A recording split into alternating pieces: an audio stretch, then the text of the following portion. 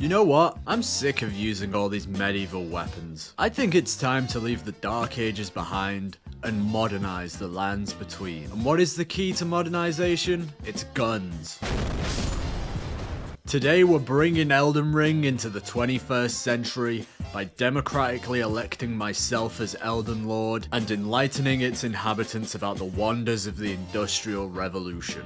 Step 1 to creating a bright new future was to gather some modern weaponry, and the earliest one that can be attained is the Visage Shield. More of a flamethrower than a gun, but we don't need to get bogged down in semantics. Unfortunately, the Visage Shield requires a huge 44 strength to wield, so naturally the best option was to murder the disabled dragon in Caelid. For once, this isn't cheating, because this isn't a challenge run. I don't know what this is, I just need ad revenue. Anyway, killing the dragon would give me just enough runes to use the sheet.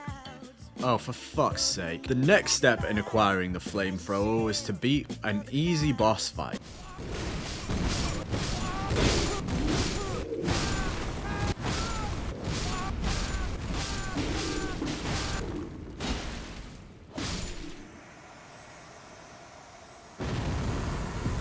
That out of the way, we now have a gun, and the first part of the build completed. Now the second gun shield isn't actually available until almost the end of the game, and I don't want to go the whole run without half the build. So luckily one just materialized from thin air.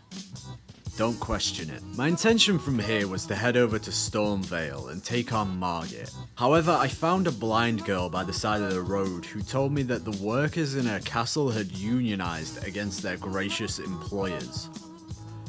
Obviously, this could not be allowed. I decided to leave the blind girl where she was. I'm sure she'll be fine. Then I headed over to the Weeping Peninsula to give my new weapons a test run. And man, do they run.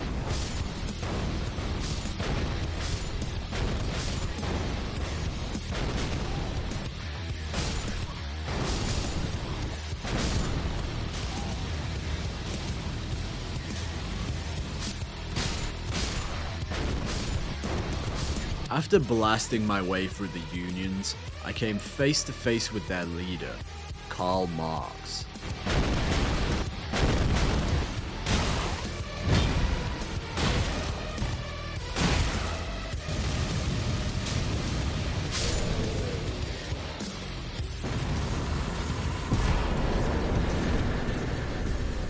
Anyway, now that the threat of communism has been defeated, what's this game about?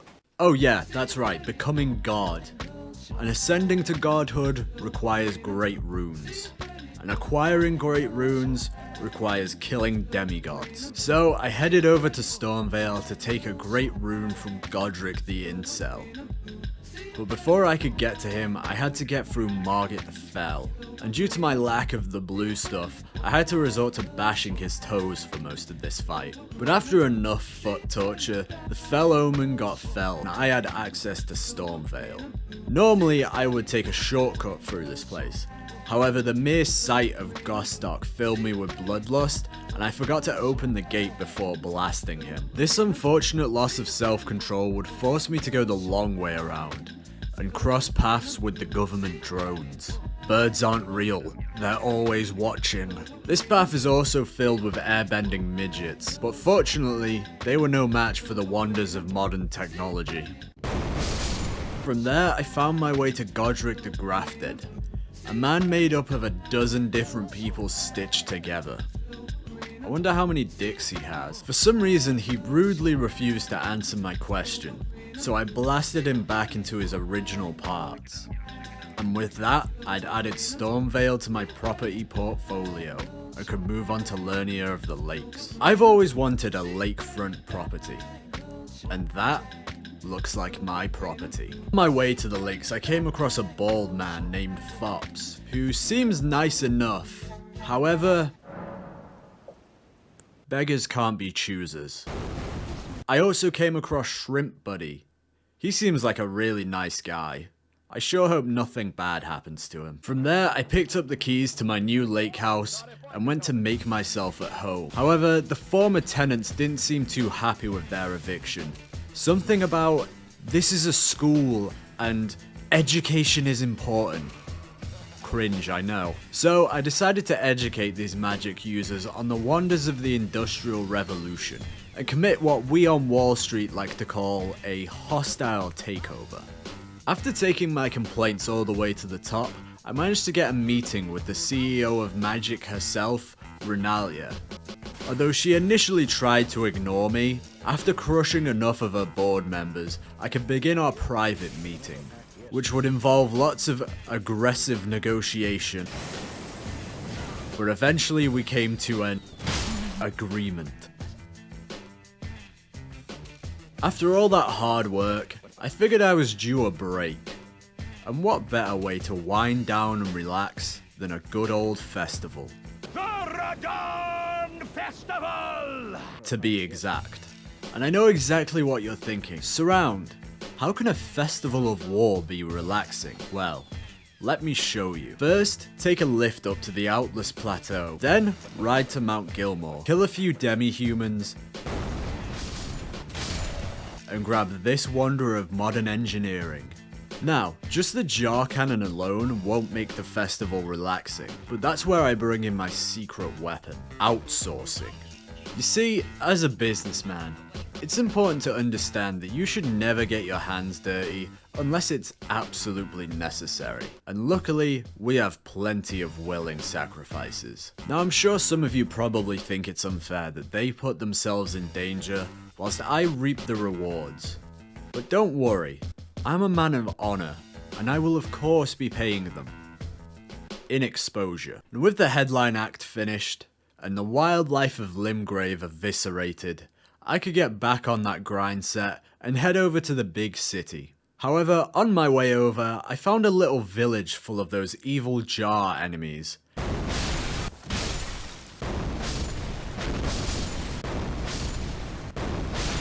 I also got distracted again by picking up a side hustle as a hitman for the Volcano Manor. Now, these idiots think I'm doing this for their cult. However, they don't know I'm already in a cult. It's called Wall Street Bets. The real reason I'm doing this is because there's a very specific set of armor that I want. And to get it, I had to kill the Gravity Knight, then speak to Patches, who, like a true capitalist, outsourced his work to me. Then I had to go over to this cave and kill a magma lizard. To help me with this, I recruited Shrimp Buddy. He's such a nice guy. And the Bull Goat guy. Then as a thank you, I murdered the Bull Goat guy. And with this, I had completed the best build in Elden Ring. Oh, for fuck's sake. Unfortunately, I was too weak for this build to work properly. But every problem has a solution. And this problem's solution was genocide. But to get to the best farming spot in the lands between, I was going to need help from an old friend, White Mask Vari.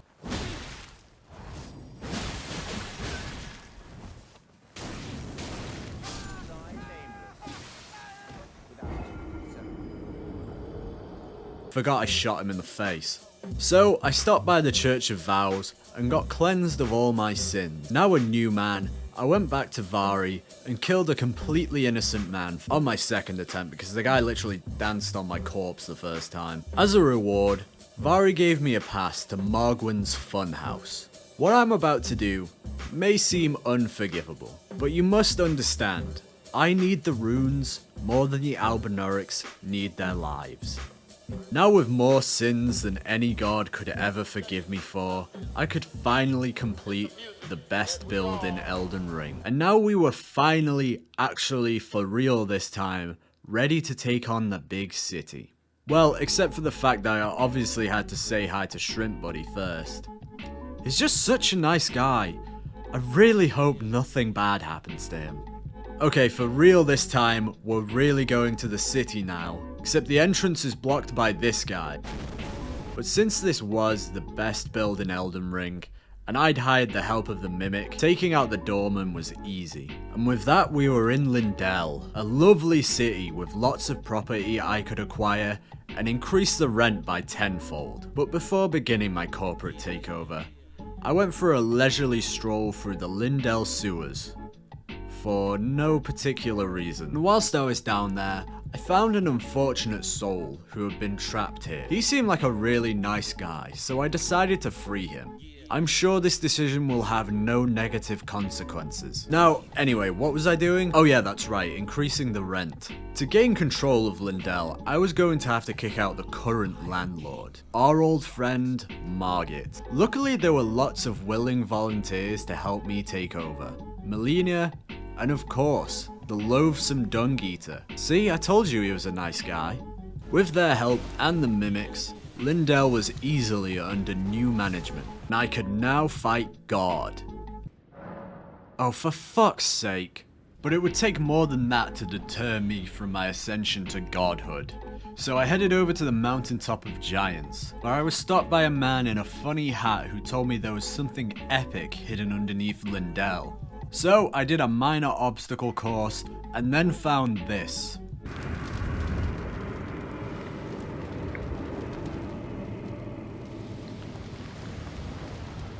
Anyway, what was I doing? Oh yeah, that's right, killing this overgrown fuckhead. I can't even think of anything funny to say here. I just hate the fire giant so much. I hate his dumb fireballs. I hate his unhittable weak spots. I hate its goddamn fucking roll. Stop a bastard rolling, you piece of shit. If the fire giant was removed, it would instantly take Elden Ring from a 1 out of 10 to a 10 out of 10. Sorry about that, I lost my composure for a second there. Anyway, with him out the way, we can now move on to setting the Erd Tree on fire. All by myself, like a true Sigma. And then waking up in Birmingham. Yes, I've used this joke before, but it's still true, so I'm gonna carry on using it. From there, I had to face the Godskin duo. And everything I said about the fire giant, apply that to these two as well. And now it's time for the Guardian of Destined Death himself, Malekith. Just like always, phase 1 was a simple affair. Simply walk backwards whilst blasting cannonballs into his face. Then for phase 2, just die. Repeatedly. Then put more points into vigor, then die even more. Until eventually you get lucky and he dies instead. For that, we can leave Birmingham behind, thank God. Whilst I was gone, one of my tenants must have left the stove on and burnt down the whole of Lindell. If you think this means I'm lowering the rent, you are severely mistaken. Now there were just a few obstacles between me and godhood. One of those obstacles was Gideon, officially known as Gideon the All-Knowing. But apparently he doesn't know what having a cannonball blasted directly into your face at point-blank range feels like, because otherwise he wouldn't stand there making a dumb speech. And now it's time for the best boss in the game, the Chad of Chads. Godfrey. Look who showed up to help me. He's such a nice guy. And with the powers of the Industrial Revolution and antinatalism together, Godfrey didn't stand a chance. And now there was just one more thing to do before my 1v1 with God, and that was to say hello to Shrimp Buddy. Unfortunately, he's dead. Murdered, in fact. And I just don't know who could have done this. Luckily, the loathsome dung eater showed up to help solve this mystery. Unfortunately though, Dungy Boy got murdered by a crab, so I guess we'll never know who did it. Now anyway, killing God. Phase 1 wasn't too bad since Radagon is weak to fire, so all I had to do was keep blasting and bashing. Phase 2, however, I don't know what happened here. Normally I don't even find the Elden Beast difficult, but today was just not my day.